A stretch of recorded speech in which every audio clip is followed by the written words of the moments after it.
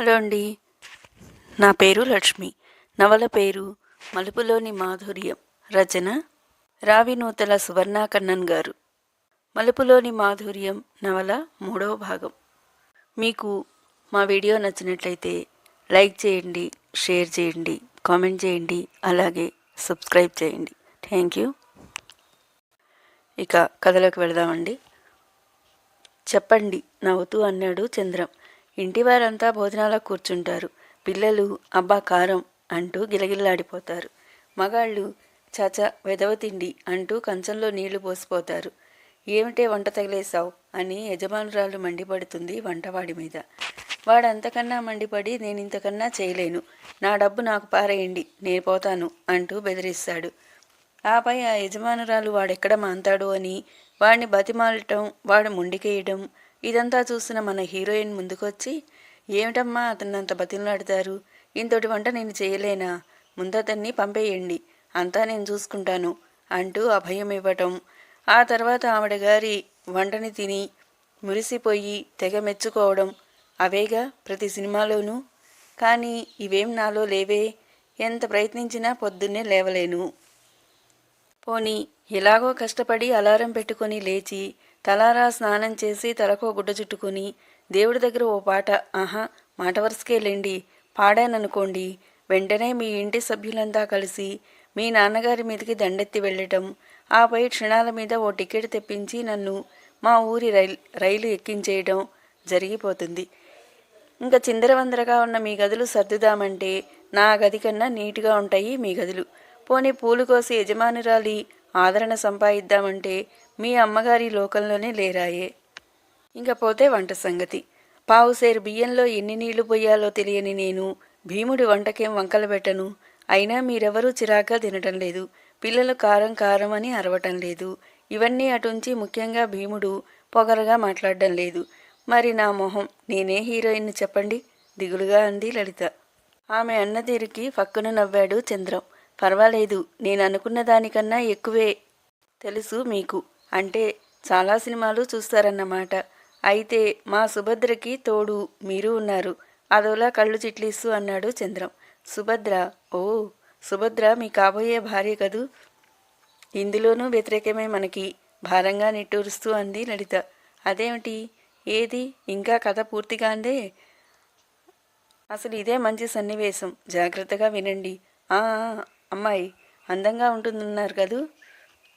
ఏ అమ్మాయి? బిత్తరపోయాడు చంద్రం. అదేనండి, మన హీరోయిన్, అంటే నేనన్నమాట. వెంటనే ఆ యజమాని కొడుకు అంటే మీరు నన్ను ప్రేమించేయాలి. ఆ విషయం మీ నాన్నగారికి తెలిసి మండిపడాలి. అప్రాచ్యుడా, దాన్ని చేసుకుంటే నా ఆస్తిలో చిల్లిగవ్వ ఇవ్వను. ఈ ఇంట్లో క్షణం ఉండటానికి వీల్లేదు. ఆ పిల్లే కావాలో నేనే కావాలో నిర్ణయించుకో అంటూ చిందులెయ్యాలి. వెంటనే మీరు ఆవేశంగా నా చెయ్యందుకుని, లోకంలో అన్నిటికన్నా గొప్పది ప్రేమ, లోకం తల్లకిందులైనా నా లలితని వదులుకోను. రా లలిత అంటూ. అరే ఏమిటలా బిత్తరపోతున్నారు, ఇదంతా నిజం అనుకుంటున్నారా? జస్ట్ సినిమా సార్, సినిమా వేరు, నిజ జీవితం వేరు. అయినా సుభద్ర మీకు ఉంది కాబట్టి మనం ప్రేమించుకోవటం బాగుండదు, ఏమంటారు? నవ్వుతూ అంది లలిత. క్షణం కొయ్యబారిపోయాడు చంద్రం.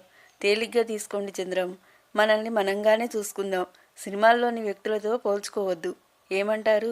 మృదువుగా అంది లలిత. నిజమే, లోగొంతుకుతో అన్నాడు చంద్రం. అన్నట్టు తలనొప్పి మళ్ళీ వచ్చినట్టుంది, నవ్వుతూ అంది లలిత. కాస్త ఓ గంట పడుకుంటాను, గొణిగినట్లుగా అన్నాడతను. అలాగే. తన గదిలోకి వెళ్ళిపోయాడు చంద్రం. ముసిముసిగా నవ్వుకుంది లలిత. టీచర్, ఇవాళ పాఠాలు మొదలు పెడదామా అంటూ వచ్చారు విజయ, విమల.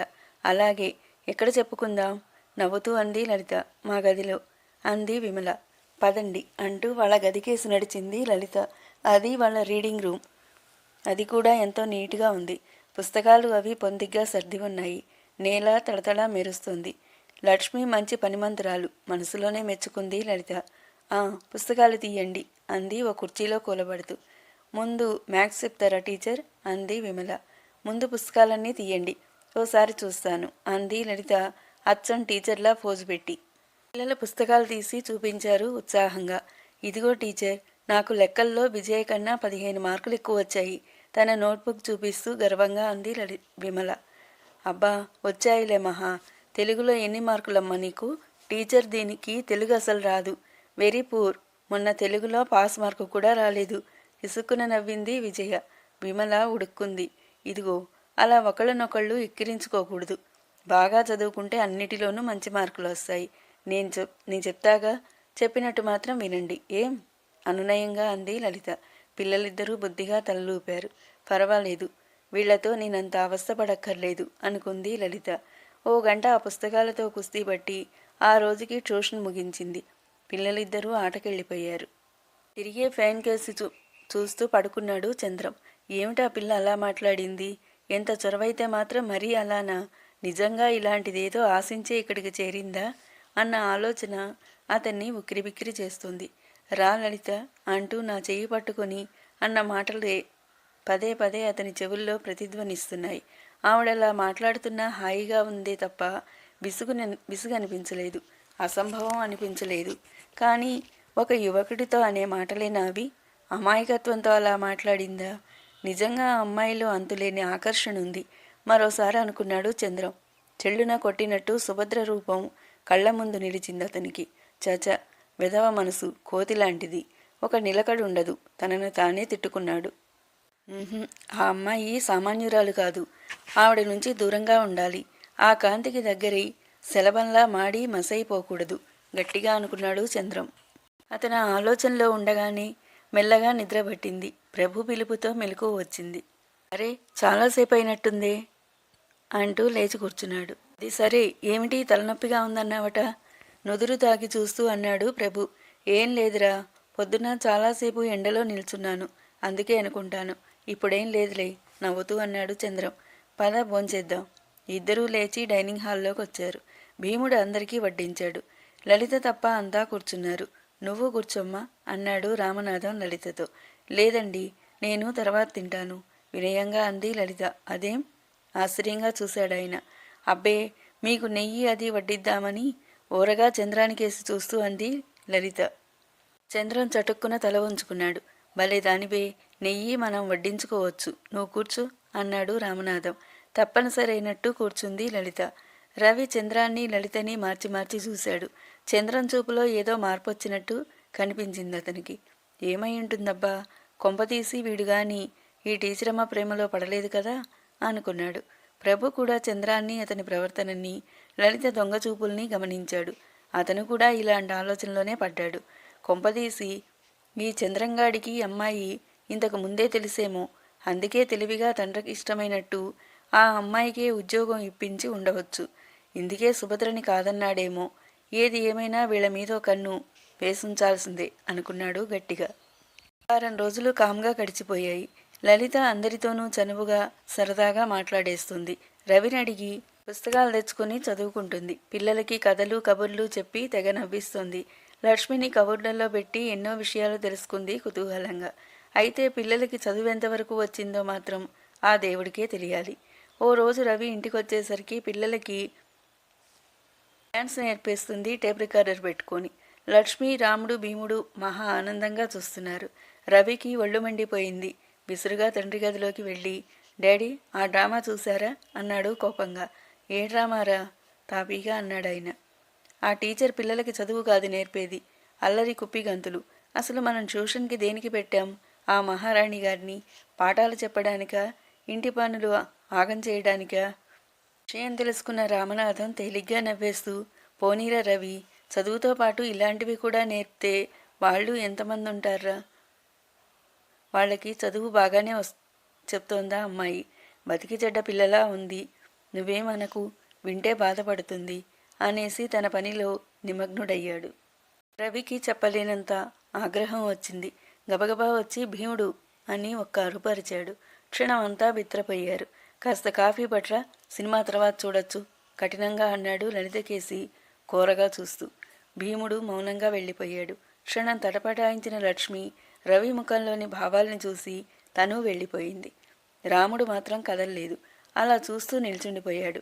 ఈ సమయంలో రవి రావటం అతనికి ఏమాత్రం నచ్చలేదు. ఏం, నీకు వేరే చెప్పాలా? ఒక్క గదంతో వాడు వెళ్ళిపోయాడు. విజయ, విమల బిక్కమొహాలేసుకొని నిల్చున్నారు. చిన్నన్నయ్య అంత కోపంగా మాట్లాడడం ఎప్పుడూ చూడలేదు వాళ్ళు. లలిత ఓసారి రవికేసి తీక్షణంగా చూసింది. అతను అనేసి వచ్చినంత విసురుగాను బయటికెళ్ళిపోయాడు గదిలోంచి. 2 నిమిషాల తర్వాత తేరుకున్న లలిత, విజయ, ఆ తలుపేసిరామ్మా అంది మెల్లగా.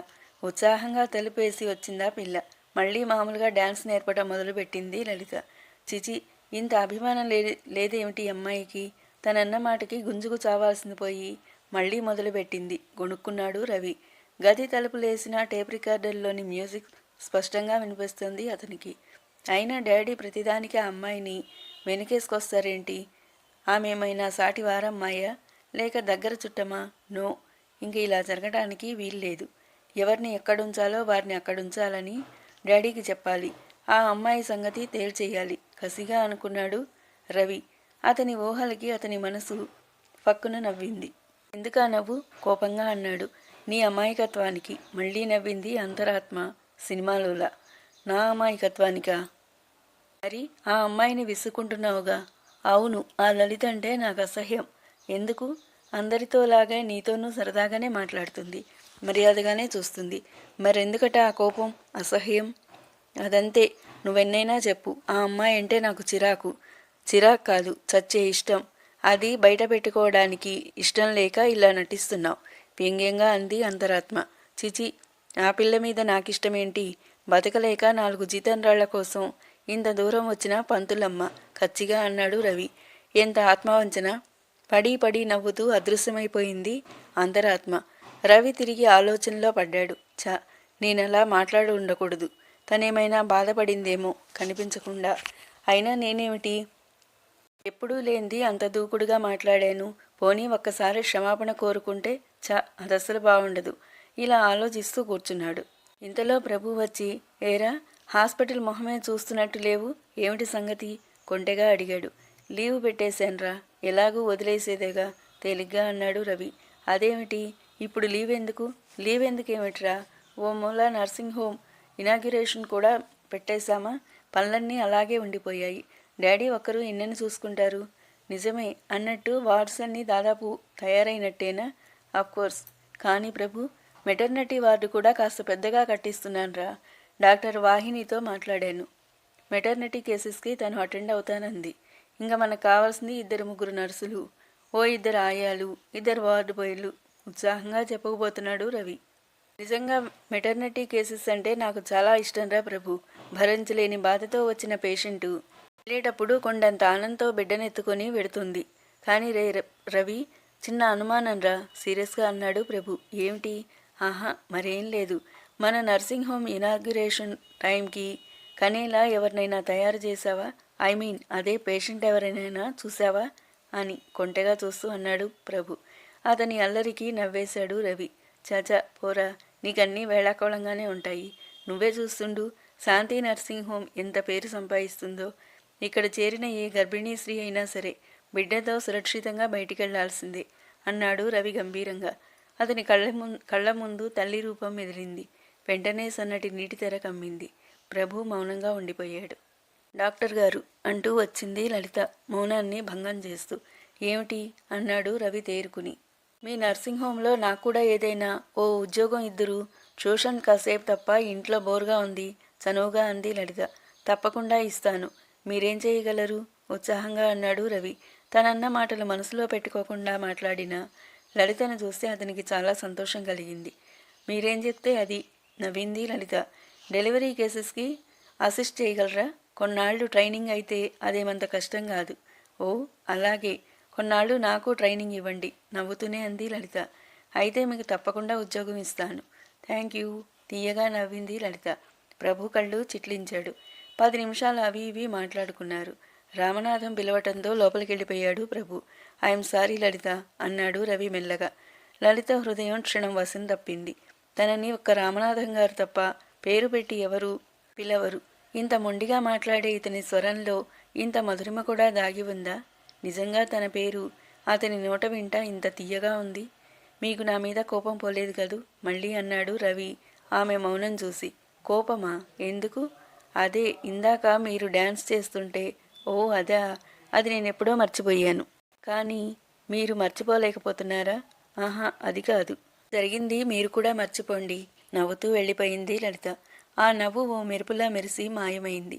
ఆమె వెళ్ళిపోయిన ఆమె తాలూకు మధుర దృశ్యం ఇంకా చెదరనట్టే ఉందతనికి. ఈ అమ్మాయిని నేను ప్రేమించడం లేదు కదా అనుకున్నాడు ఓసారి భుజాలు తడుముకున్నట్టు. వెంటనే చాచా, ఇది ప్రేమ కాదు, ఏదో అనవసరంగా తొందరపడ్డానే, ఏమైనా బాధపడిందేమో అని గాని. ఆ అమ్మాయి అంటే నాకు ప్రేమేమిటి? ఏదో కాస్త వయసు చేసే గారడీలో ఆవిడ గారో స్వప్నసుందరిలా కనిపిస్తోంది గాని ఆవిడతో పెద్ద అందం ఏమిటి? 111సారి అనుకున్నాడు రవి. అయినా అతని మనసు ఆత్మవంచన చేసుకోకు అంటూ గదుముతూనే ఉంది. ప్రభు మాత్రం వీళ్ళిద్దరి సంభాషణ ముఖభావాలు గమనించి అసూయతో భగ్గుమన్నాడు. ఈ పిల్ల కాస్త నవ్వుతూ మంచిగా మాట్లాడేసరికి మామయ్యనో దేవుడని, ఈ రవిగాణ్ణో హీరో అని అనుకున్నట్టు ములగ కొమ్మని పట్టుకుని చింతకొమ్మనుకుంటుంది పిచ్చిది. ఈ ప్రేమ గీమా సంగతి మామయ్యకి తెలిస్తే ఎంత తొందరగా ఆశ్రయం ఇచ్చాడో అంతకన్నా తొందరగా ఉద్వాసన చెప్పేస్తాడని పాపం ఆవిడ గారికి తెలిసినట్టు లేదు. మొన్నటికి మొన్న చంద్రంతో గుసగుసలా, రోజు వీడితో. ఆ నవ్వు తెలియటంలా ఆమె మనసులో అలాంటి భావమేదో ఉందని. మరి రేపు మామయ్య అయితే నేను మాత్రం ఒక రాయి ఎందుకు వేసి చూడకూడదు? ఓహ్! ఉత్సాహంగా లేచాడు ప్రభు. అందమైన అతని మొహం అదోలాంటి నవ్వుతో వికృతంగా తయారైంది. రామనాథం స్నేహితుల్లో ముఖ్యుడు రామలింగం. తరచూ రామనాథం ఇంటికొచ్చి చదరంగం ఆడుతుంటాడు. పిల్లలు లేరు. భార్య కూడా ఇటీవలే ఏదో ఫైర్ యాక్సిడెంట్లో పోయింది. మంచి కులాసా పురుషుడు. వయసు మళ్ళినా వలపు మీద మక్కువ మాత్రం మళ్ళలేదు. ఇటీవల 15-20 రోజులుగా ఆరోగ్యం సరిలేక రామనాథం ఇంటికి తను రాలేదు. 1-2 సార్లు రామనాథమే వాళ్ళింటికి వెళ్ళొచ్చాడు. అయితే రామనాథం ఇంట్లోకి ఓ చక్కని చుక్క టీచరమ్మగా చేరిన విషయం విన్న దగ్గర నుంచి ఓసారి ఎలాగైనా రావాలని ప్రయత్నించి చివరికి ఓ రోజు రానే వచ్చాడు. రామనాథం అతన్ని ఆప్యాయంగా ఆహ్వానించాడు. 4 రోజులు రెస్ట్ తీసుకోకపోయావా అంటూ చనువుగా మందలించాడు.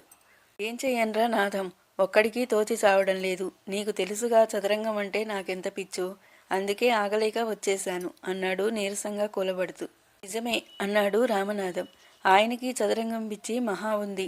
ఇంట్లో ఎవరూ ఆడరు. రామలింగం రానన్నాళ్ళు పిచ్చి పట్టినట్టయింది ఆయనకి. ఏదో పనుల ఒత్తిడి వల్ల ఇన్నాళ్ళు పెద్దగా తెలియలేదు కానీ ఇప్పుడు ఆయన్ని చూడగానే ప్రాణం లేచొచ్చినట్టయింది. కాసేపు కుశల ప్రశ్నలు అవి అయ్యాక చెస్సు పావుల్ని బోర్డుని తెచ్చిపెట్టాడు రామనాథం ముందు టేబుల్ మీద. అయితే రామలింగం ధ్యాస మాత్రం వాటి మీద లేదు. రామలింగం చెప్పబోయే టీచర్ విషయాల మీద ఉంది. అయితే ఆయన ఏం చెప్పలేదు. ఉత్సాహంగా చెస్ ఆటల్లో మునిగిపోయాడు. ఇదిగో నీ ఆట కట్టు, ఏమిటంత డల్గా ఆడుతున్నావు అన్నాడు రామనాథం.